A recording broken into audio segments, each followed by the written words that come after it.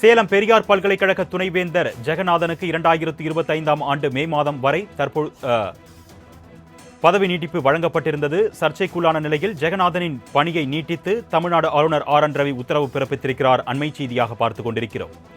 இதுகுறித்த கூடுதல் விவரங்களை செய்தியாளர் நந்தினி வழங்க நாம் கேட்கலாம். வணக்கம் நந்தினி, இந்த உத்தரவு தொடர்பான கூடுதல் விவரங்கள். வணக்கம் அகிலேஷ்.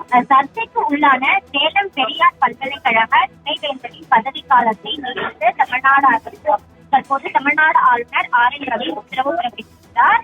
குறிப்பாக பார்த்தோமென்றால் சேலம் பெரியார் பல்கலைக்கழகத்தின் துணைவேந்தர் ஜெகநாதனின் பதவிக்காலம் இம்மாதம் பெறுகிறது.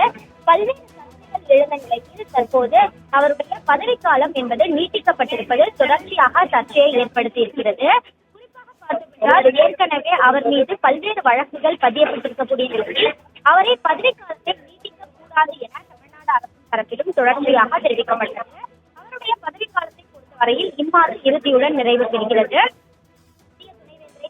தேர்ந்தெடுப்பதற்கான தேடுதல் குழுவும் அமைக்கப்பட்ட நிலையில் அதற்கான பரிந்துரைகளும் வழங்கப்பட்டிருந்தது.